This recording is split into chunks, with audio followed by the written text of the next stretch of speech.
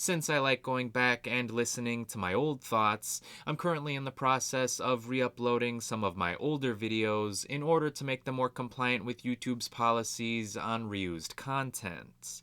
But since I didn't want to do a lot of editing, here is the audio from my original review for this movie.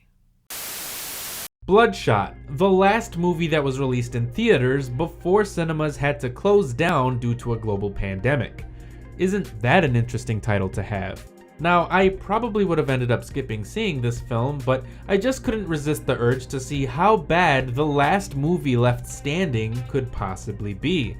And I honestly don't think it's so terrible. After being murdered, Marine Ray Garrison is resurrected by a team of scientists. Enhanced with nanotechnology, Ray becomes a superhuman biotech killing machine.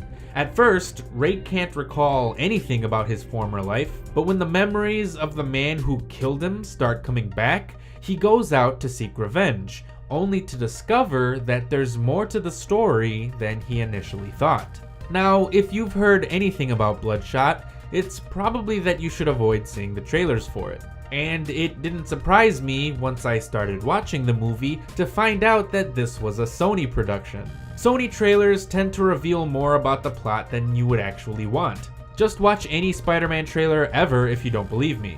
Thankfully, I just never happened to come across any Bloodshot trailers, and I've never read the comic book which this movie is based off of, so I was able to go into this film with a clean slate. But with that being said, I was still able to figure out exactly how this film was going to pan out.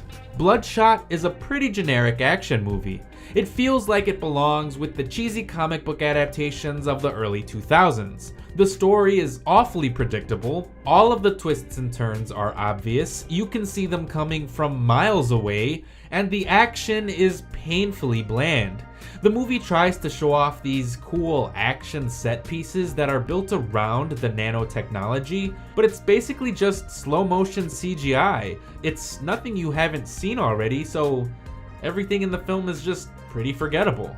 I think the most memorable scene in the movie, for me at least, was when Toby Kebbell was dancing to Psycho Killer, cause what the fuck was that? But I will give the movie this. I did think that it had an interesting premise. I was intrigued by the setup.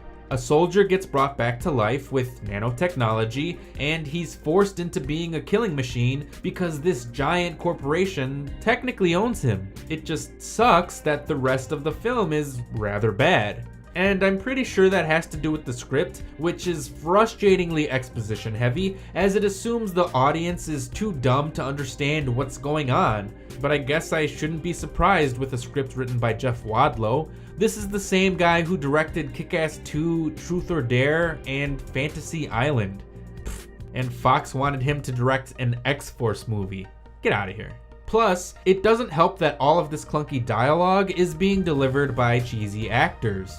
Guy Pearce is fine, but then again, he is the best actor in this entire movie. But you can see right through his character's motivation.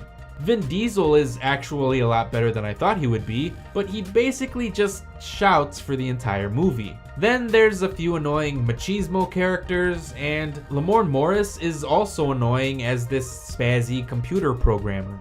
But even after all of that, I still don't think Bloodshot is as bad as everyone is saying it is. It's a generic and forgettable film, yes, but it's perfectly serviceable. Its cheesiness can be a little fun. With an intriguing sci-fi premise and very schlocky action, I can see some people enjoying Bloodshot as a guilty pleasure. It's not going to start a new cinematic comic book franchise, but it can be a fun little romp. Because I would likely give Bloodshot 2.5 out of 5 stars. Thanks for watching.